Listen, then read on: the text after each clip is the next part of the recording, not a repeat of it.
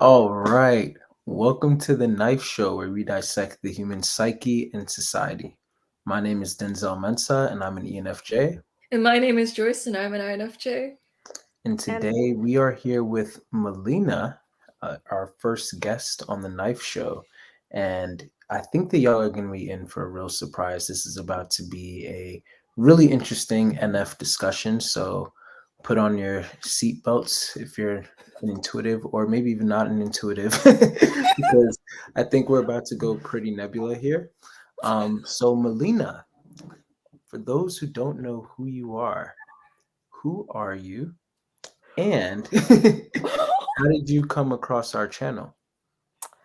thank you so much, Denzel and Joyce, for introducing me and just responding to me and being open for me to be on your channel. It's honestly an honor. Oh gosh, who am I? That's so hard to answer, but I guess I'll start with like how I discovered the Knife Show. I've been watching Joyce Meng's Type Talks videos religiously, just seeing people with different personality types, finding the patterns in their behaviors and their responses. And then I just had this curiosity in my head of like what an ENFJ ISFP dynamic looks like. And that's how I discovered Denzel and his wife. And I also stalked her singing video and I was like, oh my gosh, wow. Whoa, this is She'll be really happy to hear that. yeah, like I hope she has a Spotify. If she has a Spotify, that'd be cool. I could listen to it in my Add car. that to the list. Yeah. And yeah, I just find, Joyce and Denzel's like responses and like how they acknowledge, the meaning of people's responses is, it's very nice for me. I find people like that very special and I see myself interacting with people like that and like and I don't know. Oh man, I'm kind of yeah, and I am an ENFP. I don't think I mentioned that. No, I was just about Yeah. to ask. So the reason why I said this is about to be a really crazy NF conversation is because we have three different NF types here. And we are going to be talking mainly about, if I remember correctly, the metaphysical. But Mm. I wanted to once again throw it to you, Melina, because you have a website on pretty much all of this. I want you to tell us a little bit about your website as we also showcase some of the pictures here for the viewers who will be viewing. All right. Well, my website is something I just made myself just because I wanted an outlet where I could write about anything I want. And the things I find interesting are things that, that is within us, our spiritual, mental, emotional health. And little backstory, I have diagnosed ADHD and I was prescribed medicine, and I took that ADHD medicine for a long time.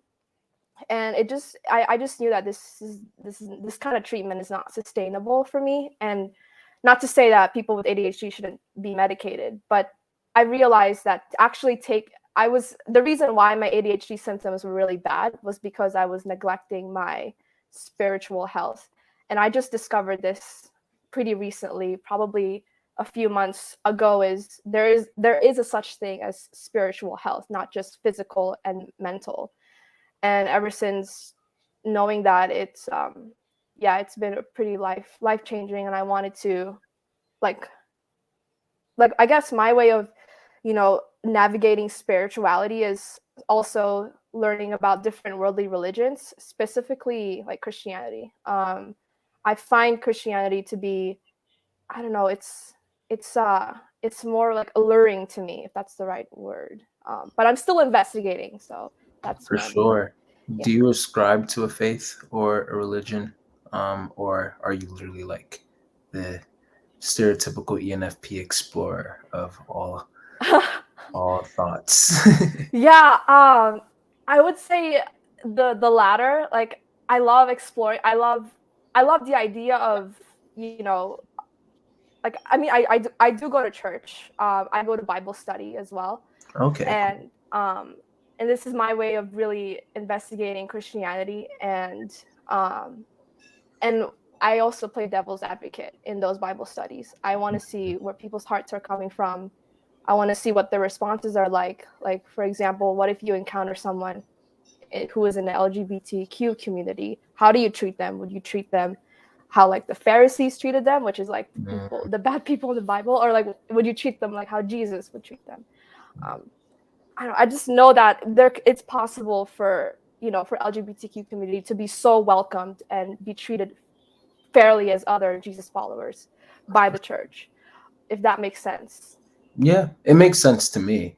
I think that, at least from my understanding of Jesus, like, even though he specifically said certain things according to what we read in the Bible and what he said are wrong or shouldn't be done or whatever, he never, from my knowledge, once was actually like rude or mean to anyone except the Pharisees. So, and I think that one of his biggest commands, aside from going to tell everybody about him, was to love everyone, point blank, period, whether you agree with their lifestyle or not. So, yeah, I think to me that makes sense. It's like, once again, like whether you agree with the lifestyle or not, like the very least that you can do is love. I think that that's what it comes down to when it comes to my perspective of being a Jesus follower. And I guess just to confirm, are you part of the LGBTQ plus community? I Yeah, I'm not. I have a lot of friends, and I was also like raised by like partially raised by an aunt. So like oh man, I was raised by different people, but one of them is my aunt who is a lesbian, and her girlfriend were around to like take care of me when I was growing up, and I have a lot of friends who are in that community as well. Got you. Yeah. Got you. Okay, cool. Joyce, I want to make sure that I give you floor before. Yeah, that's really, really awesome, Melina. And so I guess something I'm wondering about in regards to everything that you do is what brought you to the holistic side of things? Because your website actually talks a lot about um, your holistic approach to things. So what inspired that? Yes, I do admit that I have experimented with psychedelics, and you know I think I found value in psychedelics just because you see things that in a different way, in a sense where we have our subconscious framework where we see the world in that framework, because we created these patterns ever since we were born, whether it's a pattern from like our defense mechanism or what we've been taught. But with psychedelics, it obliterates that, and it generates these new patterns of thinking. And ever since that experience with like, to be specific, the psychedelic I experienced with was is LSD, and then the recent one was the most powerful psychedelic, which is called 5-MeO DMT. That's, I don't know if you've seen like Mike Tyson take it, but he's a like super egoic man, and now he's like, I don't know, like woke. uh, and what fun fact about this 5-MeO DMT is there was research done where if when the rat dies, the brain actually produces a significant amount of DMT. So with the 5-MeO DMT, it's like you it's almost equivalent to experiencing death. Some people say they woke up in the Last Supper and they saw Jesus and stuff like that, and that's just that's interesting for me. I didn't see Jesus, but I oh gosh, it's so hard to explain. I don't want this conversation to be about psychedelic, but I guess Yeah, holistic health good to know. is, yeah, that's what really made me commit to holistic health, was my psychedelic experiences. Got you. Got you. Yeah, it's interesting that you bring that up because I've been very fascinated with psychedelics. I've never used any psychedelics before, but I've spoken to a lot of people who do, and I've just been gathering their experiences. So that's kind of actually funny enough from a secondhand perspective. That's what kind of brought me to wanting to look at holistic things from a holistic view as well, Oh. because I'm at a point where it's like the one thing that I know for sure is that, it's at least it appears, I guess. So maybe not for sure, but it appears to me that we have a unified reality. Um, at least as far as my perspective can tell right now, I'm here with you and Joyce, and we are able to converse in real time. And what you guys are saying, I'm translating it and communicating back. Maybe something that I'm wired to outside of this body right now is just downloading all of that. I guess I'd never know the whole Plato's allegory of the cave situation. But as far as I can tell, this is what's reality for me. So there's that, but then also that there's a spiritual realm, and I think that a lot of people, including myself, pretty much everyone, has a hard time really understanding the spiritual realm because it's, if anything, more real than reality itself. That's what I Mm. at least believe. And so when it comes to, different religions and everything, then they interpret like celestial beings. Like one person might interpret it as a demon, then another person might interpret it as an angel, another person might interpret it as just a troll, and then another person might interpret it as, like just different mythical creatures of some sort. And then a lot of times, certain camps will believe, like, no, we have the empirical right truth. And it's like, in reality, and I know I might get flack for saying this, was like, no one really knows for sure what actually is the real truth. Mm. And a lot of times, what you're perceiving in the spiritual realm is kind of being based off of what you've been taught. At least that's what I believe, at least. So all of that being said, when I speak to people who have used psychedelics, one of the most fascinating things to me has been, for example, those who have experienced seeing this exact same creatures as other people have stated seeing. And that has been something that made me be like, yeah, there's something objective out in the spiritual realm. Like it's like Mm. we might all have different names for things, but we're all seeing the same creatures when we take these things, and that's really interesting. Like, apparently there's, you might know about this, Melina, but there's apparently creatures that have been deemed the name machine elves, I believe. Um, Never heard. Okay. Well, yeah, Yeah. I know that like that was something that a friend of mine, the first time that he took psychedelics, like, and he went on his trip, then he spoke about seeing the elves. And he was like, yeah, they had machine guns or something like that. And then his friends were like, they looked at each other and they nodded. They're like, he's seen the machine elves. And apparently there's other people online who are talking about seeing these same creatures. My friend did not know anything about these creatures before he took the psychedelics. So it's not like something influenced him that, like, oh, you might see these machine elves when you get there, that you can then be like, okay, well, you're only seeing them because somebody told you that you'd see them. At least that's what I would say.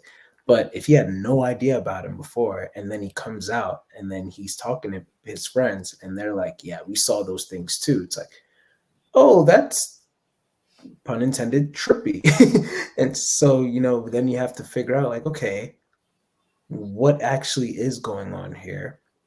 How are we interpreting all of this? And yeah, I feel like it kind of just goes down that rabbit hole in a way where you're just observing the spiritual realm the very best way that you can, because at the end of the day, everybody's experiencing it, but they don't even know what to say. Like even small things with like astral projection, where for those who don't know, like the ability to be able to use your astral body or your soul to leave your body and then explore the world and whatnot. I remember when I was in high school, I wanted to lucid dream, and the reason why I wanted to lucid dream was because I wanted to hang out with my girlfriend in Michigan at the time, and I Oh. was in New York. And yeah, and so we were like, "Yo, wouldn't it be cool if we could just like go to sleep and hang out in our dreams, kind of thing?" And then I think I watched the show The American Dragon, and somehow they alluded to like being able to meet in your dreams or something like that. And I was like, "Yo, what if this was a real thing?" I looked it up on YouTube and it was something called lucid dreaming. I'm like, oh, that's really cool. So I told her about it and I said, I'm going to learn how to do this so that we can both do it, meet up in our dreams, and we can hang out over there. Because we had only met one time in real life. And then as I started to look up how to lucid dream, two things happened. Number one, on the side, there were video suggestions um, on how to astral project. And at the time, especially being like a very strong devout Christian, I just knew that according to Christianity, from what I believed, it's like astral projection was a big no-no. That's a lot of what witches do, etc. Like God doesn't want you doing that kind of thing. So immediately, like my mentors, I heard them in my head saying like demonic, don't go there. And then I linked lucid dreaming and astral projection. I'm like, oh, they're only one step away from each other. And then the second thing that happened was I went into the comments section, and you always got to go to the comment section of videos. And I remember there was a thread of someone saying like, hey, did any of y'all see the black hooded people in your peripheral vision? And a lot of people started commenting underneath saying like, oh my gosh, I saw them too, I saw them too. And I was reading like, this is crazy. And long story short, I ended up telling my girlfriend at the time, like, yeah, we're not doing this. We'll just have to meet someday, which we still haven't met someday. Me and her are still good friends, just so you know. She's not the wife that I ended up with now, but we're still great. But yeah, so all of that to say that like there's just been like a lot of things that I've collected over time that have led me to now being like, wow, clearly this world is not everything that I might have thought that it was, and I'm interested in continuing to gather as much as I possibly can. So all that to say, I feel you, Melina. Wow, I have goosebumps. Yeah, that is quite the experience. And I find that like a lot of people who do psychedelics, they talk about an experience equated to ego death. And so I haven't personally yet gotten to try any psychedelics, but I oftentimes hear that you're able to kind of forget about the ego or like having things and possessions in the outer world because you kind of realize, wow, there's so much more to the world than just the things in front of us. There's something much bigger, something much more expansive and wonderful and beautiful and larger than you. And people actually become more aware that life isn't just materialism from their psychedelic experiences. So it almost makes people more humble. It makes people less materialistic. It makes them more focused on not valuing so much the I don't know how to the rat race that everyone else is caring about. It almost gets you to care about there is something out there that is so wonderful, and it shows some sort of truth into life. There's a scene in Full Metal Alchemist where they talk about the truth door, I believe, and sometimes psychedelic experiences can almost sound like when they're explained like the truth door in Full Metal Alchemist, where it's like there's some sort of deeper universal truth you're looking into, and you can kind of find some larger than life meaning there. Yeah. But what are your thoughts on that? Yeah, wow. Gosh, like if I get teary-eyed, I hope that's not too dramatic, but I'm just so enamored by both of you. Just oh my, it's just so accurate, like how you just explain it. It's so validating for my experience as my experiences with psychedelics.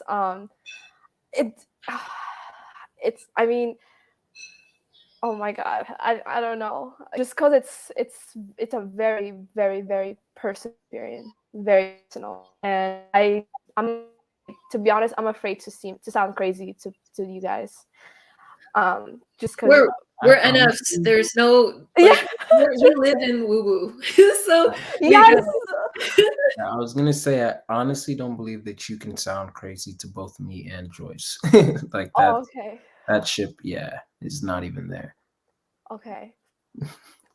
Oh, oh man, I don't know. I still feel it, but I mean, you know what? I'm just gonna like just yeah. But we felt like this ball of energy, and I don't know if he saw it. I don't remember it when I saw it, but I felt it, and it was almost like a superpower kind of experience. And kind of like what you said, Denzel, is we like with psychedelics or things like lucid dreaming where we're completely not, we're out of like our subconscious, or we're completely oh man, I'm losing my we're not, you know, in our normal way, in our normal mode of thinking.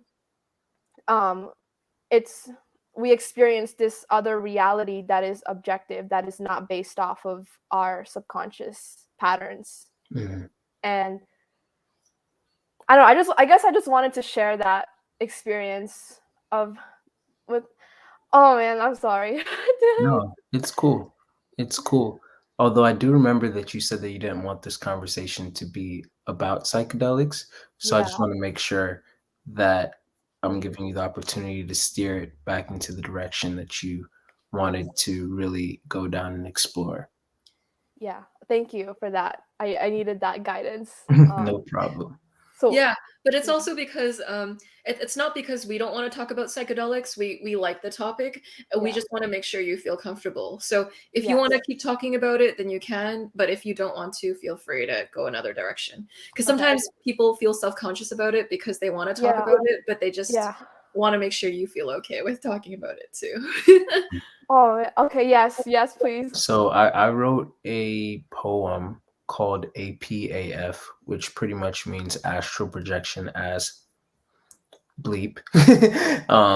And essentially in the poem, I actually put it on my channel and I put like images to go along with it. And I was talking about observing the spiritual realm with the human naked eye, or even the human spiritual eye, and using our subjective thoughts to be able to comprehend it the best that we can.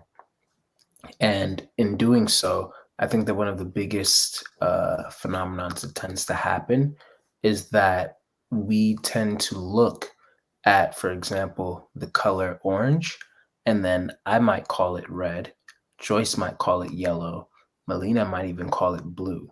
And then because of that, orange will still be there. Orange exists. But since we call it three different things, then when we go out and we start talking about red or yellow or blue, people don't know that we're talking about the same thing, and that we might not even be saying what it actually is. And you know, it's us just doing the best that we can with that. So I find that like once people become aware of their habit of doing that, then that also changes a lot of things. You know, because of course, as a Christian, then a lot of Christians will then deem certain things like that's a demon, that's a demon, that's a demon. And it could be, it really could be a demon. But there's also possibility that it's not a demon and it's just a mythical being or a celestial being of some sort. And all of these things is like you can't really 100% tell all the time. But I think that in many situations, people will make it seem like it's very much an objective. You know, this is 100%. I'm certain that that is boom, boom, boom, and that's something that's also very much fascinated me about the spiritual realm and trying to like find this like whole idea of holistic meaning. It is true, yeah. Oftentimes people think that they're seeing different things, but they're just labeling it different, but they're Mm. actually seeing the same thing. Mhm. So it can be tricky, yeah. Piecing So together the truth from kind of different angles and not discounting something too easily is a Yeah. strength of yours, Denzel. And mine, I guess, in the introverted intuition perspectives pattern. Oh, It does that. mhm. Yeah. Um, but cool, cool. What are your thoughts, Melina, on so everything? it's almost as if we experience objective reality, but how we explain it or make sense out of it is subjective. Yeah. Is- Yeah. Absolutely. Absolutely. Even when it comes down to just what truth is, like I believe that there is an absolute truth, an empirical truth, but our view of the truth is subjective. And Why is so even that? if we have the right answer, Yeah. just like the color example, even if maybe I might say, oh, that's orange, I might not know 1000%, I guess, if that color, well, maybe that analogy kind of falls apart, but I guess if we're using like a more tangible thing, if I say the world is round, spherical, as Josh Peck would say, um, I can't 1000% say for sure that the world is spherical. Um, because sure, I've seen pictures from NASA and I've been taught this in school and stuff like that, but I haven't gone up to see it empirically with my own eyes. So therefore, I still have a lack of knowledge to be able to really claim that. But that doesn't automatically mean that I'm wrong, especially if I'm right. It just means that my opinion is still subjective, even if the subjective opinion that I have tends to actually match with the objective truth. So that's, yeah, once again, something that's very interesting. Like, as long as you're a human being, you could be right a lot of the times, but even when you're right, a lot of times you might not even know, because there's not really a way to verify that, or the ways to verify those things are not always easy. It's kind of like different people have almost different experiences of the world. Someone with really high pain tolerance may experience something that someone else deems very painful to be not painful at all. And there's a wider truth to this, as in we have different kinds of pain receptors in our I'm might have these facts wrong, but the overall concept makes sense. So the overall truth that you can gain from this is that we have nerves or something that tells our brain that we feel pain, and certain people have it and certain people don't.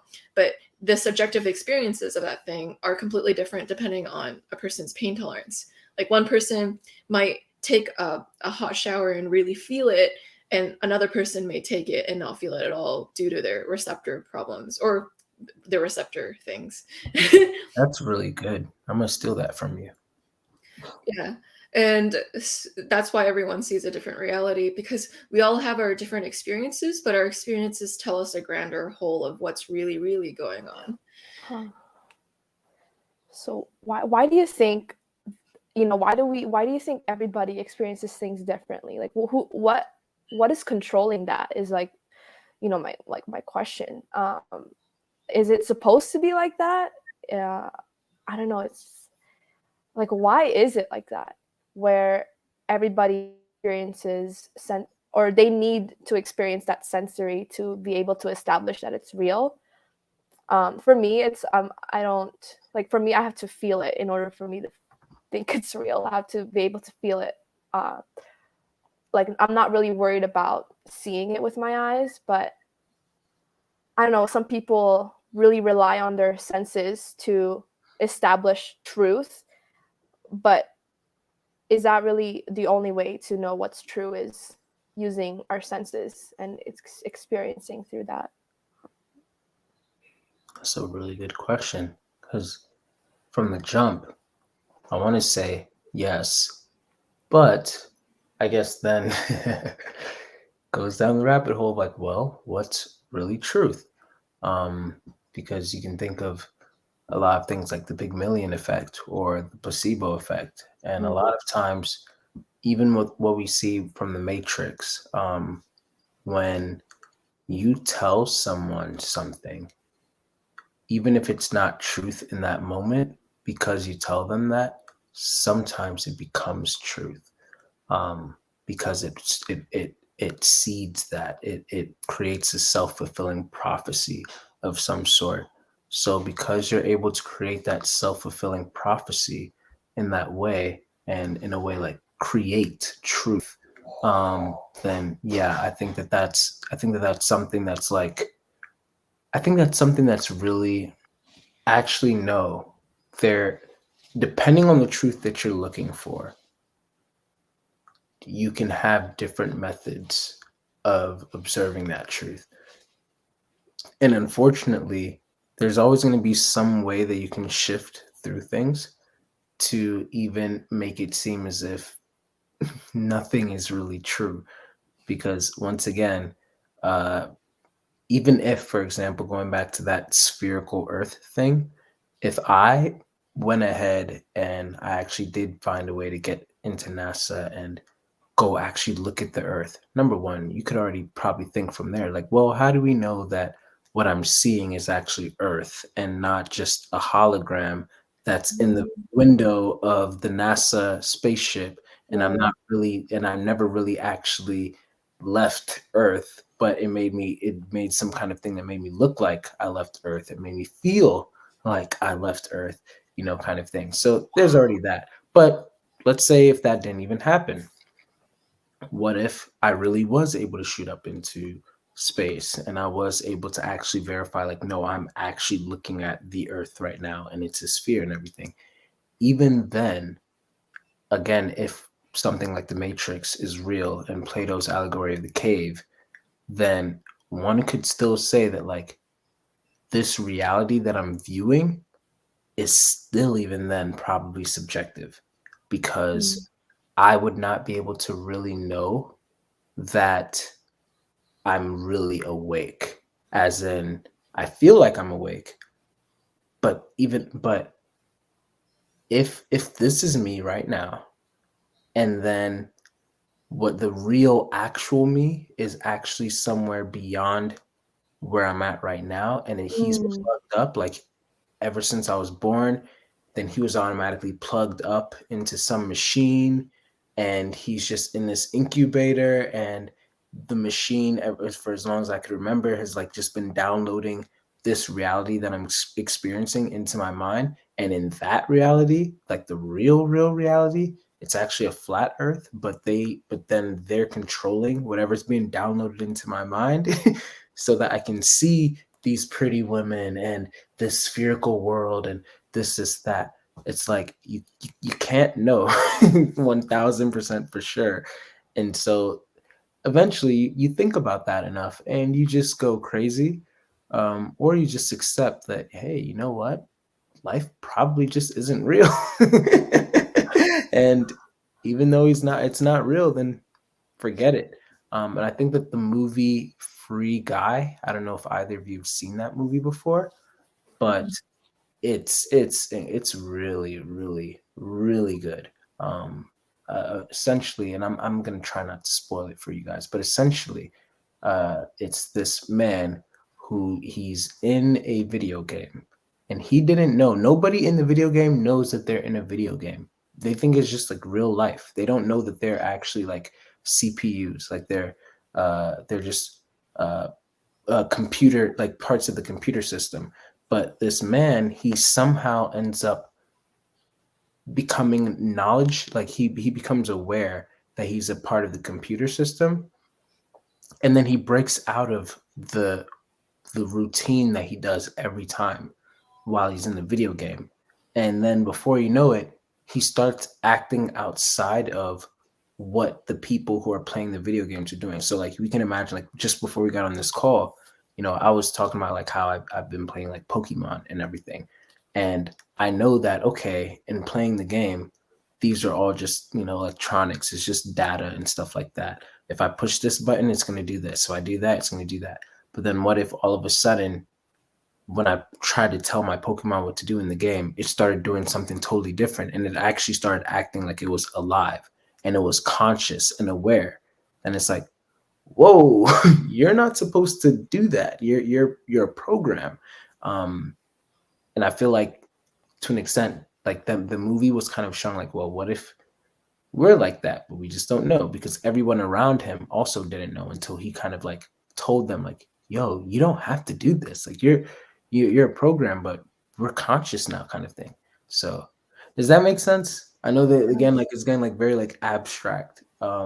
But in a way, like that's kind of like what I'm thinking. Like that, I think that in the simplest terms possible, the reason why we view the truth or reality in such a way is because our subjective experiences, the only way that we can process it is through our subjective experiences. So if you grew up believing that these things are demons, that's the only way you'll be able to process it. Like, because if you just see it just as it is, you won't know, you won't have any information to be able to give you something. And the Right. only information that you get is from indoctrination, from parents or from community and stuff like that. I'm talking so much, but I just think so much about these things. So yeah. It's true, yeah. Everyone's experience is a little bit fiction. Everything is fiction except the unified reality. So you can use all of these little fictions to gauge where the real reality is, but it's more of a hypothesis, a guess, a speculation. You can't touch, taste, feel the real reality. You have to infer into it. And so there's no person who can verify 100%, I can see the real reality. There's no way this is false. And so that is something quite that is something, the conundrum to wrap around our brains. So Denzel mentioned this really interesting point about how you can't really verify anything for realsies because this could all be a dream and you wouldn't know until you woke up, but you don't know when you would wake up if this was really a dream. So the plot twist could be maybe your whole life is just you're an embodiment of your own dream and you just happen to wake up from that dream. But then if you wake up from that dream, you don't know if you're going to wake up from the next dream. So what if you're dreaming of yourself having a dream? And Wow. so you really can't say for sure that you are for real because there's always another possible explanation. Man, I mean, like seeing that. Why is Denzel laughing? I just think it's just funny because me and Joyce are the ones who haven't taken psychedelics yet. You guys, like, it sounds like you both have. You just get it. You just get it. I'm like, are you sure? I'm just kidding. I believe you, but yeah, you just get it. And I think that what comes into mind is like kind of, first of all, thank you for both of you sharing your opinions. What comes into my mind is there's like I want to share an experience, you know, where something I don't really typically do. And this was usually like when my partner and I would meditate together. I envision myself as someone who is like wearing this astronaut suit, and inside the astronaut suit there's like a reflection inside of my helmet, and I see myself overthinking about, you know, a fight that my partner and I just had. And by the way, like I want to be able to, I want to give credit to my partner. He's the one that introduced me to, you know, Christianity. He's not the reason why I want to investigate Christianity, but he's played a very, very important like factor in my life, and he's taught me all these meditative practices. He's the one who is also encouraged me to look into things holistically.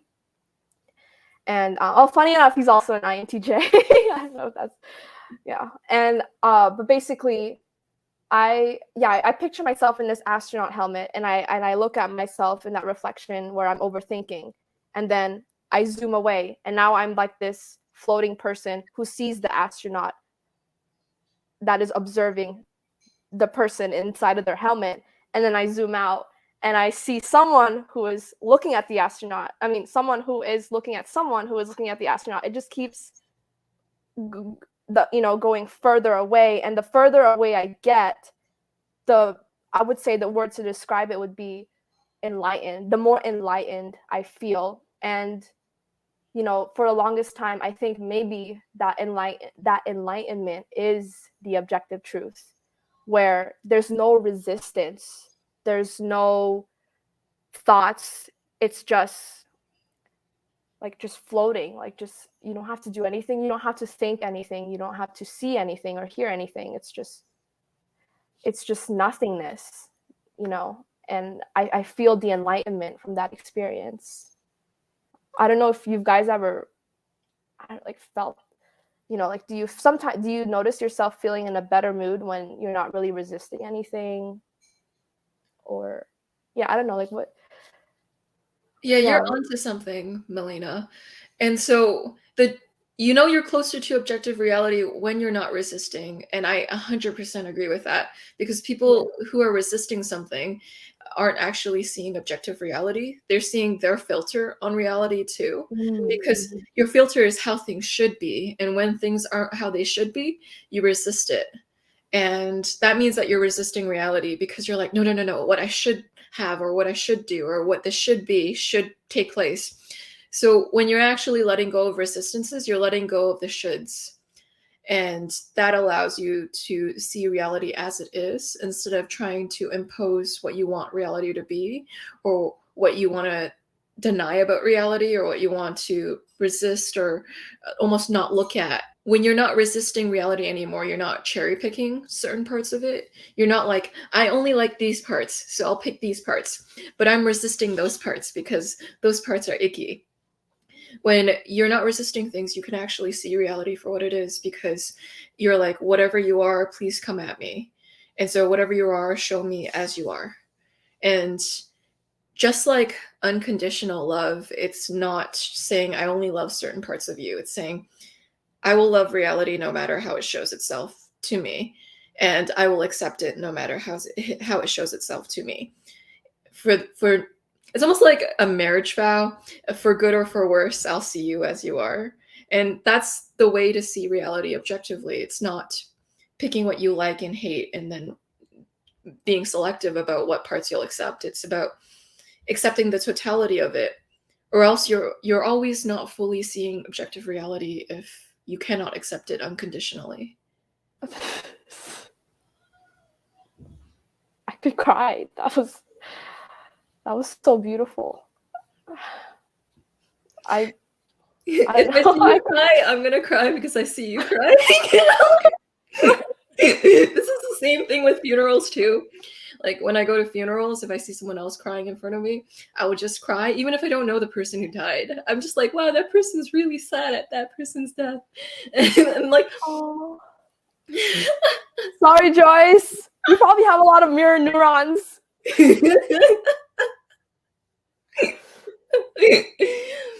I think it goes back to the what Melina said too, where she was saying that for her, something to be real, she just has to feel it, which to me, I think is low key or high key an NF thing, but also especially NFP in my opinion. Like FI, like if you feel it deeply enough, like that's why it's a conviction, because it's just like, no, like this is real because I feel it that it's real. I'm never gonna forget even it's on Joyce's channel. Like we did a blot ink blot test, and we were pretty much like Joyce would just put up like ink blot images, and several different people of different types were in there, and we were just saying what we saw, and at the end I was already suspecting this, but you know I wasn't gonna, it was just an inference that I was just gonna keep to myself. But in the end, an ENFP actually had said herself, she was like, you know what's crazy is that I know that if I had a bad day, then all of these images, I would have said something different. Like I would have said, like, this is what it looks like to me and everything. And to me, that spoke volumes. I was like, wow, that's exactly how it is in reality. That from my experience, at least. NFPs, a lot of times, like, depending on what they feel, then that's what now becomes reality to them. And sometimes even they might rewrite history because it's like today, Melina, you could be, you know, feeling absolutely great, like on this call and everything like that. And then if in the future, maybe God forbid, like something, you know, horrible happens in me, you and Joyce's dynamic, then there's a high likelihood, at least once again, like from my experience, that you could rewrite your own history through your FI, NE, and SI to then reshape this whole experience to be something very negative and foul because of how you feel. And that now becomes your truth and your reality.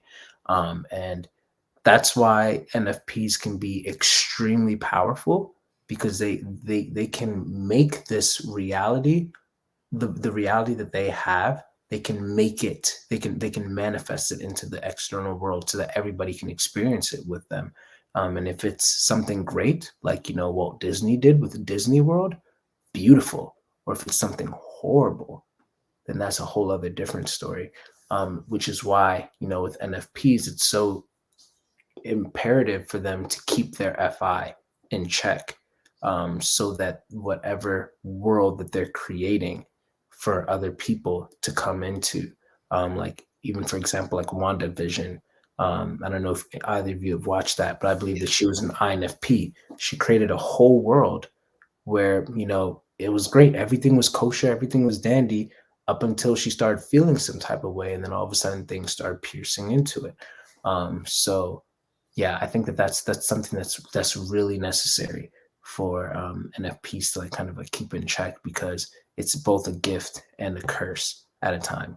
And I think that NFJs also have their own version of that, where it might come from, their, I think it's from the FENI. It's like, if you have this vision of the world and everything, and you have this goal to try to like shape the world, it's kind of the same thing, just coming from like a different way. It's like, if an NFJ believes that, kind of like, I don't believe that Thanos was an NFJ, but Thanos from Infinity War, who, if you're not familiar with him, he wanted to destroy like a third, or just he wanted to destroy a vast majority of human population so that he could even the scales, and kind of like, just not let the world be overpopulated.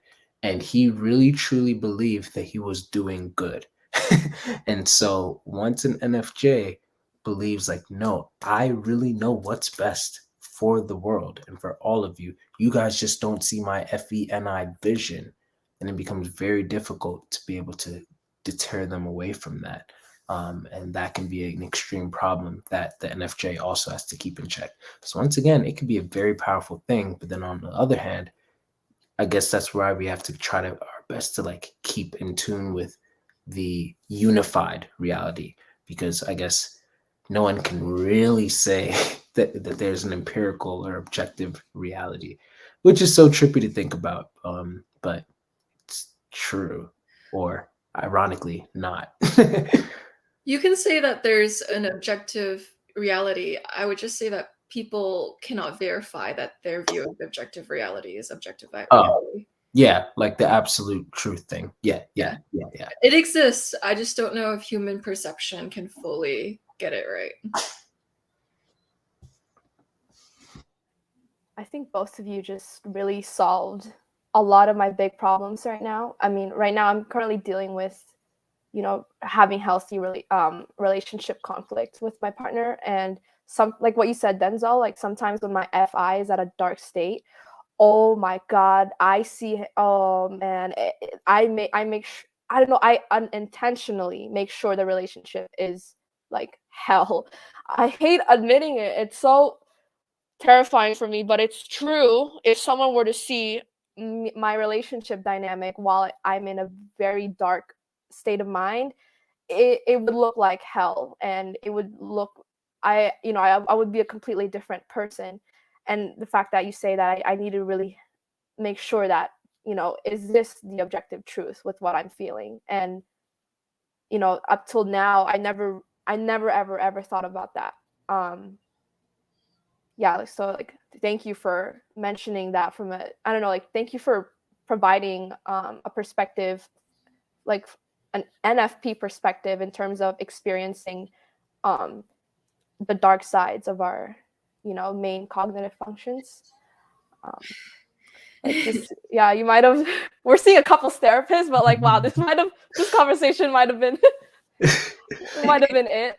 Yeah. And I was gonna say too that thank you even for being able to own up to that. I think that's exponentially mature of you, because I feel like I was even cautious in saying it, because I was like, I don't want to offend or anything, but it's just what I've observed, not even from you, just from like many NFPs. And it's not to say anything against them. It's just like, oh no, this is just what I've observed. And so I think that the fact that you were able to identify that in yourself and then be able to, shift your perspective in that way and now become more aware of it, that to me is a huge plus to you, like huge major respect. So already you're a better partner for that. Yeah, it is very, very, very mature and very amazing that you're just like able to accept it, like all of the dark sides and all of the good sides about yourself. Because like sometimes people they can't admit that they do anything like in a the dark side manner, and they're like, "Huh, I can't admit to any of it." And I'm like, "Wow, you're very open to it." It's like, wow, because when Denzel was talking about the NFP stuff, I was like, "Ooh, some NFPs in the comments are gonna get offended at what Denzel said," and I was like sweating at the anticipation of other people listening to it. And I'm like, "Wow, you took it way better than I They thought." turned this off by now, or they're already like commenting, and I'm How ready can for it. Denzel say that? It's what it is. I've become a very brave Enneagram 9 nowadays. Yeah, so you're wonderful, Melina. Absolutely splendid. Like, there's the struggles of being a public figure that this kind of brings up. And so basically, I had a client recently, and they were telling me about how they were trying to figure out their personality type, and they haven't landed on a certain type. And then they started to go on a rant about personality hacker, and they're like, you know what? Personality hacker sucks, and they only use stereotypes. And I was like, so could you describe to me a stereotype that they talked about? They're like, oh, ENTPs. They talk about how ENTPs they look for possibilities, and that's not how they do things. What I realized from that was the person that I was talking to was exploring the type ENTP because they've been incorrectly typed themselves. And so they're like, I don't explore any possibilities, zero possibilities. And I was like, well, maybe personality hacker didn't do anything wrong. It was just maybe you're mistyped and you're actually another type. We actually ended up landing on ISTP.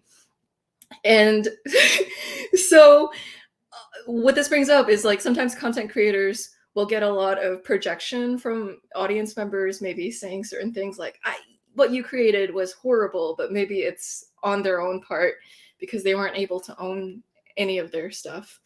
Not saying that anyone in the audience is doing that, but that is a trend that I've seen happening. That's why I appreciate open-minded people times 1,000,000%, because I was like, wow, you're a good person. You can actually take stuff without introjecting it and then taking it negatively in any way. Like, wow, if only all of my viewers were like that, that would be great.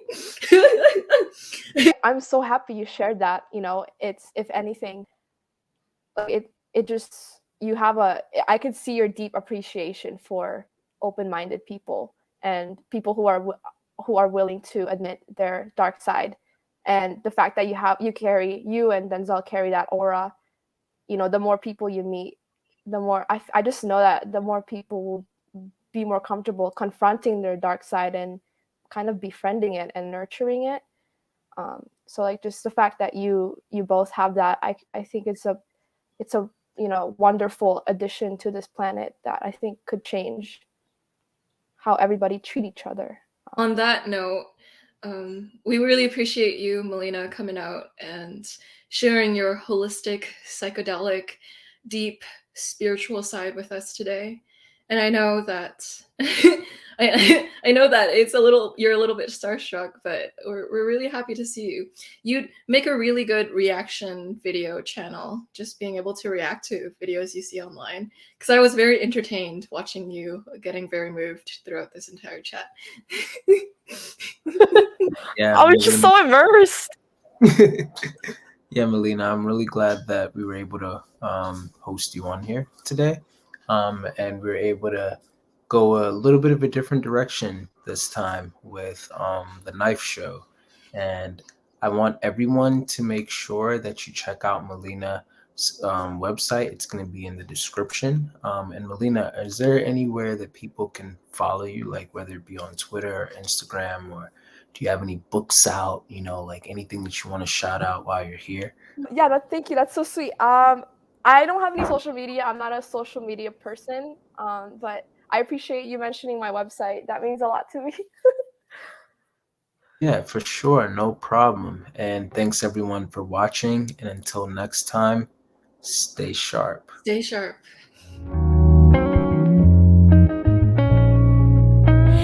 また夜が明ければお別れ